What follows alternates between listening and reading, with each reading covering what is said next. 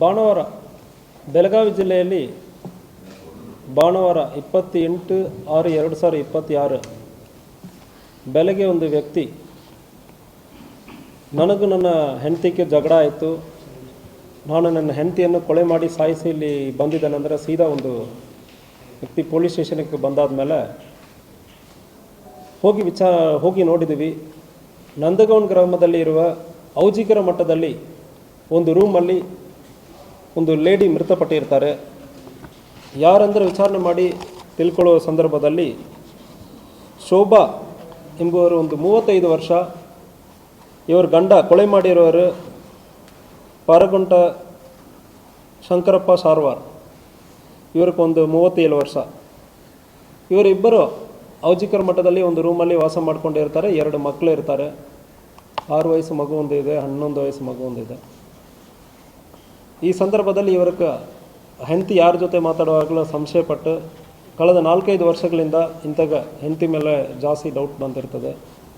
So ಯಾರ ಕಡೆ ಮಾತಾಡುವಾಗಲೂ ಒಂದು ಸಂಶಯ, ಅದರಿಂದ ಗಲಾಟೆ ಮಾಡೋದು.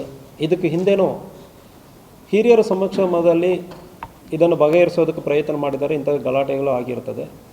ಇತ್ತೀಚೆಗೆ 27 ರಾತ್ರಿಯಿಂದ 28 ಬೆಳಗ್ಗೆ ಗಲಾಟೆ ಮಾಡಿಕೊಂಡಿರ್ತಾರೆ. 28 ಬೆಳಗ್ಗೆ ಸುಮಾರು ಒಂದು 4ರಿಂದ 4:15 ಸಂದರ್ಭದಲ್ಲಿ ಕೊಡ್ಲಿಯಲ್ಲಿ ತನ್ನ ಹೆಂಡತಿಯನ್ನು ಗಂಭೀರವಾದ ರೀತಿಯಲ್ಲಿ ಹೊಡೆದು ಫೈನಲ್ ಆಗಿ ಒಂದು ಕುತ್ತಿಗೆಯಲ್ಲಿ ಕೊಡ್ಲಿ ಸಿಕ್ಕಾಕೊಂಡಿರ್ತದೆ. ಅಂಥ ರೀತಿಯಲ್ಲಿ ಗಂಭೀರವಾದ ರೀತಿಯಲ್ಲಿ ಒಂದು ಕೊಲೆ ಮಾಡಿರ್ತಾನೆ.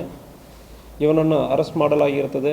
ಸಾಕ್ಷಿಗಳ ಅಸೆಟೀಸ್ ಏನಿರ್ತದೆ ಅದೆಲ್ಲ ಕಲೆಕ್ಟ್ ಮಾಡಲಾಗಿರ್ತದೆ. Immediately scene of crime officers experts ಎಲ್ಲ ಕರೆದು ಏನೇನು ಸಾಕ್ಷಿ ಆಧಾರಗಳನ್ನು ಕಲೆಕ್ಟ್ ಮಾಡಬೇಕು ಈ ಕೇಸಕ್ಕೆ ಅದನ್ನು ಕಲೆಕ್ಟ್ ಮಾಡಲಾಗಿರ್ತದೆ. ಇದರಲ್ಲಿ ಒಂದು ರಿಲೇಷನ್ಶಿಪ್ಪಲ್ಲಿ ಮತ್ತು ಮನೆಯಲ್ಲಿ ಒಂದು ತನ್ನ ಹೆಂಡತಿ ಮೇಲ್ಗಡೆ ಒಂದು ಸಂಶಯ ಮೇಲ್ಗಡೆ ಒಂದು ಕೊಲೆ ಆಗಿರೋದು ಕಂಡು ಬಂದಿರ್ತದೆ. ಇದು ಅತ್ತನಿ ನಂದಗೌನ್ ಗ್ರಾಮದಲ್ಲಿ ಆಗಿರ್ತದೆ. ಇಲ್ಲ, ಇವ್ರಿಗೆ ಯಾರ ಮೇಲ್ಗಡೆನೂ ಡೌಟ್, ಯಾರ ಕಡೆ ಹೆಂಡತಿ ಮಾತಾಡುವಾಗಲೂ ಅವ್ರ ಕಡೆ ಸಂಬಂಧ ಇದೆ, ಇವ್ರ ಕಡೆ ಸಂಬಂಧ ಇದೆ ಅಂದ್ರೆ ಮಾತನಾಡೋದು. ಸೊ ನಮ್ಮ ವಿಚಾರಣೆಯಲ್ಲಿ ಪ್ರೈಮ ಫೇಸಿ ಅಂತಾಗೆ ಯಾವುದೋ ಊರಲ್ಲಿ ವಿಚಾರಣೆ ಕೂಡ ಮಾಡ್ತಾ ಇದ್ದೀವಿ. ಅಂತಾಗೆ ಯಾವುದೋ ಇದು ಬೇರೆ ಕಂಡು ಬಂದಿಲ್ಲ. ವಿಚಾರಣೆ ನಡೀತಾ ಇದೆ, ಯಾವ ಕಾರಣಕ್ಕೆ ನಿಜವಾಗಿಲ್ಲ ಅಂತಾಗೆ ಇದೆ. ಆದರೆ ಕೂಡ it is a civil offence. ನಾವು ಹೇಳುವಾಗ ಸಿವಿಲ್ ಇನ್ ನೇಚರ್. ಸುಮಾರು 4-5 ವರ್ಷಗಳಿಂದ ಇವರು ಇಂತಾಗ ಡೌಟ್ ಮಾಡಿಕೊಂಡು ಹೆಂಡತಿಯನ್ನು ಹೊಡೆಯುವುದು, ಅದಾದಮೇಲೆ ಹೆಂಡತಿಯವರು ಹಿರಿಯರು ಮನೆಯವರೆಲ್ಲ ಬಂದು ಸಮಾಧಾನ ಮಾಡೋದು, ಇಂತಾಗೆ ಇಲ್ಲ ಸ್ವಲ್ಪ ರಿಲೇಷನ್ಶಿಪ್ ಚೆನ್ನಾಗಿರಬೇಕು ಗಂಡ ಹೆಂಡತಿ ಅಂದರೆ ಬುದ್ಧಿ ಹೇಳೋದು, ಇಂಥ ಘಟನೆಗಳು ಹಿಂದೆ ಆಗಿದೆ.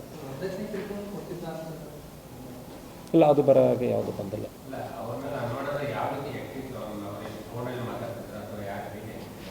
ಇಲ್ಲ, ಫಿಸಿಕಲಿ ಈಗ ಮಠದಲ್ಲಿ ಇದ್ದಾರೆ, ಯಾರೋ ಅವ್ರ ಮನೆಗೆ ಇವರ ರಿಲೇಟಿವ್ ಇರಲಿ ಅವರ ರಿಲೇಟಿವ್ ಇರಲಿ ಇಲ್ಲ ಕೆಲಸಗಾರರು ಬೇರೆ ಯಾರು ಬಂದು ಮಾತನಾಡುವ ಸಂದರ್ಭದಲ್ಲಿ ನೀವು ಅವ್ರ ಕಡೆ ಜಾಸ್ತಿ ನಿಂತ್ಕೊಂಡು ಮಾತಾಡ್ತಾ ಇದ್ದೀರಿ, ನಿಮಗೆ ಅವ್ರಿಗೆ ಏನು ಸಂಬಂಧ, ಇಂಥ ಒಂದು ಮನಸ್ಸಿಂದ ಇವ್ರಿಗೆ ಡೌಟ್ ಜಾಸ್ತಿ. ಅದರಿಂದ ಈ ಗಲಾಟೆ ಮುಂದುವರಿತಾ ಇತ್ತು. ಫೈನಲಿ ಇದೊಂದು ಕೊಲೆಯಲ್ಲಿ ಮುಗೀತು. ಮಕ್ಕಳಿದ್ದರು, ಒಂದು ಮಗು ಇತ್ತು. ಸೊ ಮಠದಲ್ಲಿ ಡ್ರೈವರ್ ಆಗಿ ಕೆಲಸ ಮಾಡ್ತಾ ಇತ್ತು. 6 ವಯಸ್ಸು ಇದ್ದ ಮಗು 6 ವಯಸ್ಸು, ಇನ್ನೊಂದು ಮಗು 11 ವಯಸ್ಸು.